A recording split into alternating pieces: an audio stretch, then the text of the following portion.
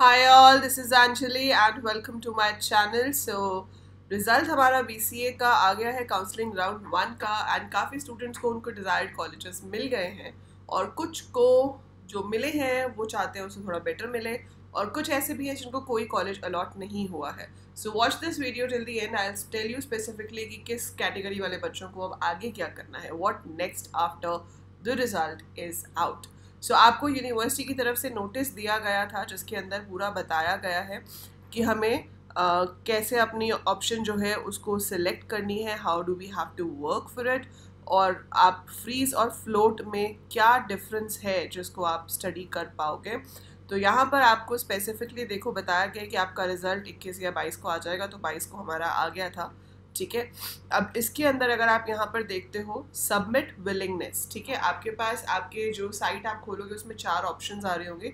सबसे पहले कि आपको अलॉटमेंट क्या हुई है, फिर आप उसमें अपनी विलिंगनेस शो करोगे और उसके बाद आपको उसकी फ़ी पे करनी होती है और फ़ी पे करने के बाद आपको अलॉटमेंट लेटर जो है वो दिया जाएगा. ठीक है, सो यहाँ पर सबमिट विलिंगनेस में क्या है, फ्रीज और float of allotted seat after every round of counselling. So after every round of counseling you have to either freeze your seat or you have to float your seat.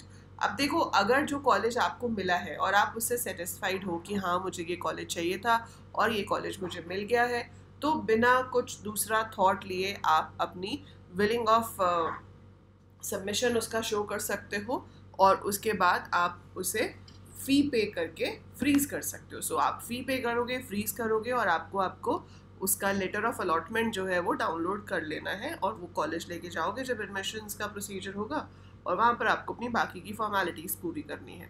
सो ये तो हो गया उन students के लिए कि जिनको जो कॉलेज अलॉट हुआ है and they are happy with that college. ठीक है, दूसरी चीज़ जो आपके पास है कि ये फ़ी पे करने का टाइम कब तक है. काफ़ी बच्चे कमेंट्स में ये पूछ रहे हैं कि मैम कब तक पे करनी है. तो बेटा 26 जुलाई तक आप इसको पे कर सकते हो, रात के 11:50 मतलब 12 बजे तक. ठीक है, सो 26 जुलाई आपकी लास्ट डेट रहेगी. एक्सटेंड हो जाए तो नोटिस आ जाएगा, बट अदरवाइज अभी 26 जुलाई है.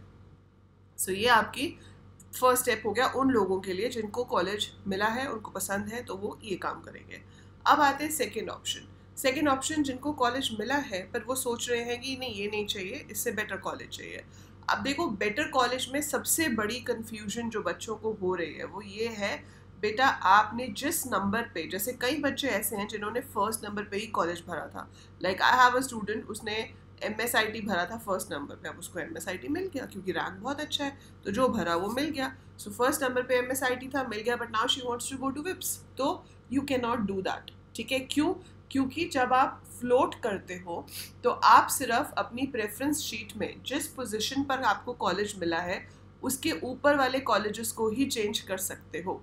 जैसे मान लो कि मैंने जो 5th नंबर पे कॉलेज भरा था मुझे वो मिला अभी, है ना. सो अगर मैंने 5th नंबर पे जो कॉलेज भरा था मुझे वो मिला, तो मैं ऊपर के 4 कॉलेजेस चेंज कर सकती हूँ. तो आपको जब नेक्स्ट राउंड में अलॉटमेंट होगी तो वो ऊपर वाले 4 कॉलेजेस में से ही होगी.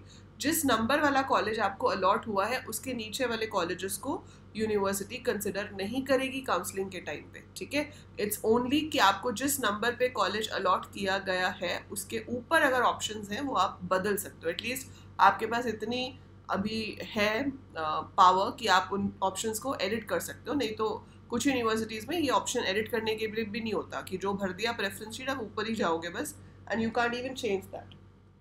ठीक है, तो आप यहाँ पर चेंज कर सकते हो उन कॉलेजेस को जो उस नंबर से ऊपर है. सो मान लो मुझे 3rd नंबर वाला मिला है. ठीक है, अब 3rd नंबर वाला मिला है, मेरे पास 1 और 2 की ऑप्शन है. मैं वहाँ पे कोई भी और कॉलेज डाल सकती हूँ जो मुझे सेकेंड राउंड में चाहिए होगा, and then I can get any of those 2. और अगर उन दोनों में से मुझे कोई नहीं मिल पाएगा तो ये जो है मेरे पास ये रहेगा. ठीक है, तो आपका ये कॉलेज नहीं जाएगा, ये आपके पास सेफ है. लेकिन अगर आपको जो आपने प्रेफरेंस शीट में से ऊपर भरे हैं वो वाले कॉलेज मिल जाते हैं तो फिर आपको वो अलॉट कर दिया जाएगा, ये अलॉटमेंट आपकी कैंसिल हो जाएगी. ठीक है, सो जिनका वो फाइनल है they can print their provisional allotment letter. Proof of payment of part academic fee, payment receipt of 60,000 will be available in the candidate profile. वहाँ से आप उसको डाउनलोड कर सकते हो. अगर आप 26 तारीख को पे कर भी देते हो और फिर आपको लगता है कि नहीं नहीं नहीं अभी नहीं करना, तो आप उसी टाइम विड्रॉ कर सकते हो. ये आपका साथ के साथ विड्रॉल हो जाएगा. 27 तारीख तक आप इसको विड्रॉल कर सकते हो. ठीक है, बाकी जो रिफंड वाला काम है वो लंबा प्रोसीजर होता है, जो पूरी फ़ी का रिफंड होता है कि हमने भी एडमिशन भी ले लिया और उसके बाद लगता है कि नहीं यहाँ नहीं लेना था, कहीं और मिल गई, तो that's a long procedure, you write application and as per UGC new guidelines आपको अपनी फ़ी का रिफंड दिया जाएगा, ठीक है, अगर आप 30 सितंबर तक अप्लाई करते हो तो, ठीक है। सो that is for immediate withdrawal of admission, it's this thing, ठीक है। Okay, now activities for round 2 के लिए अब आपको क्या करना है ये मैं आपको क्लियर कर दूंगी कि जिन लोगों ने ऑलरेडी 1000 रुपीज़ दिए हैं उनको दोबारा से 1000 रुपीज़ देने हैं या नहीं देने हैं, but it is mention over here कि आपको 28 तारीख से लेकर 31 तारीख के बीच में फिर से 1000 रुपीज़ की फ़ी जो है वो डिपॉजिट करानी होगी। आई थिंक आपको दोबारा देने पड़ेंगे, but still I will confirm you about this. So you have to pay the counselling fee between 28 July to 31 July. फिर आपको चॉइस प्रेफरेंस मिलेगी 28 जुलाई से 31 जुलाई के बीच में ही, जैसे ही आप फ़ी पे करोगे, या आप ऑलरेडी पे अगर कर चुके हो तो I think you can modify from here only. तो आप अपनी जो चॉइस फिलिंग है उसको मॉडिफाई कर पाओगे 28 जुलाई से 31 जुलाई के बीच में। और याद रखना इसमें कॉलेजेस वही मैटर करेंगे जो आपको पॉइंट मिला है उसके ऊपर वाले, ठीक है, only that will matter. So ये आपके verification of documents and all हो जाएंगे। अब जहाँ तक हम बात करते हैं result of round 2, that is suppose to be given on first 3 dates of August, 1, 2 या 3 अगस्त तक वो भी आपका आ जाएगा, ठीक है। अब इसके अंदर यहाँ पर एक मैंने लाइन देखी थी आपकी जो कि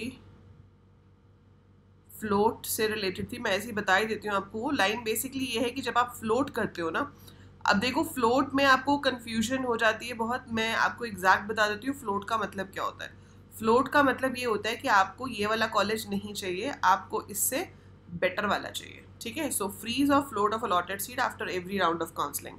so after every round of counselling, if the candidate is satisfied with the seat allotted to him and does not want to participate in subsequent rounds of counseling for upgradation, he or she can freeze his or her allotted seat by clicking the freeze option available in her account, ठीक है। तो आप freeze कर सकते हो, मैंने आपको बता दिया। Now if the candidate wants to upgrade his or her choice by participating in next round of counseling as per his or her filled choices, should choose option float, तो वो float option select करेगा।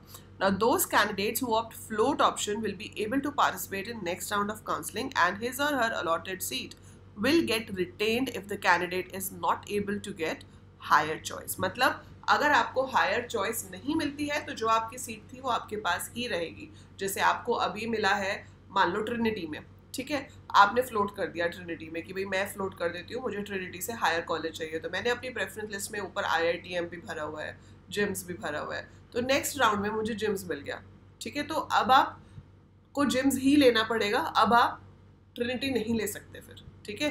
तो आपने float कर दिया और आपको अगर हायर वाला मिल गया तो आप पिछला वाला नहीं ले सकते हो, आपको हायर वाला ही लेना पड़ेगा अब, ओके। इन केस आपको नहीं मिलता है हायर वाला तो जो आपके पास था कॉलेज वो आपका सिक्योर है। So this is how it works, right. और जिन बच्चों को कोई भी कॉलेज इस राउंड में अलॉट नहीं हुआ है, तीसरी कैटेगरी कि भाई पहले तो हो गए जिनको अलॉट हुआ, सेटिस्फाइड है, फ्रीज कराओ, काम खत्म करो। जिनको अलॉट हुआ है लेकिन वो चाहते हैं भाई एक और चांस देखना कि शायद इससे बेटर कॉलेज मिल जाए, तो आप फ्लोट करो, अगले राउंड में जाओ, ठीक है। और उसमें सिर्फ ऊपर वाले कॉलेज ही आपको मिल सकते हैं, नीचे वाले कॉलेज नहीं मिल सकते। अगर आपको जो आपने नंबर 1 पे भरा था वही कॉलेज मिल गया तो आप कुछ नहीं कर सकते, बेटा फ्रीज करा लो, ठीक है। सो अगर आप नंबर 1 पे जो आपने भरा था, जैसे भी कोई स्टूडेंट है उसने एक कॉलेज भरा था which is not like very top colleges, but yes उसने नंबर 1 पे ही वही भरा था, तो अब नंबर 1 वाला मिल गया है। अब सिंस नंबर 1 वाला मिल गया है तो फिर कुछ नहीं कर सकते, you can not change anything, आपको उसी कॉलेज में जाना पड़ेगा, ठीक है। सो वो है क्योंकि 1 के ऊपर कोई और ऑप्शन ही नहीं बचती है। सो वो आपका फ्लोट में हो जाएगा। और जिनको कोई भी कॉलेज अलॉट नहीं हुआ है, आप तो नॉर्मल अपनी चॉइस फिलिंग करोगे, दोबारा से आप ऑप्शन चेंज कर सकते हो, ठीक है। एंड सेकेंड राउंड में जो भी सीट्स खाली होंगी, जो बच्चे एडमिशन नहीं ले पा रहे हैं, क्योंकि काफ़ी बच्चे हैं जिसके ऐसे मैसेजेस भी आ रहे हैं कि मैम मुझे कॉलेज तो मिल गया है but due to financial constraint I am not able to take the seat. कुछ ऐसे हैं जो बीटेक में चले गए हैं and they are not able to take the BCA seat, है ना। कुछ लोगों की DU में एडमिशन हो रही है। So number of things are there. IP के बीटेक के भी रिजल्ट्स आ रहे हैं, तो कुछ बच्चे तो IP यूनिवर्सिटी में बीटेक के लिए जा रहे हैं, so they not going for BCA। सो ऐसे बहुत सारे केसेस हैं, तो वो जो सीट्स खाली होती हैं वो आपको सेकेंड और थर्ड राउंड में मिलते जाती हैं। So this is the basic meaning of freeze and float. और अगर आपको फर्स्ट राउंड में कॉलेज नहीं मिला है तो बिल्कुल भी दिल छोटा करने की और घबराने की बात नहीं है, अपना सेकेंड राउंड की फिलिंग अच्छे से करो and go for it, see what college you get over there. So all the very best. और कोई भी तरह के doubts हो, questions हो, feel free to write in the comments, or even you can message me on Telegram and ask me, right?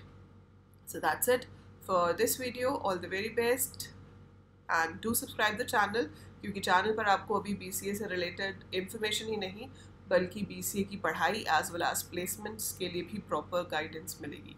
So that is it. Bye for now. Take care.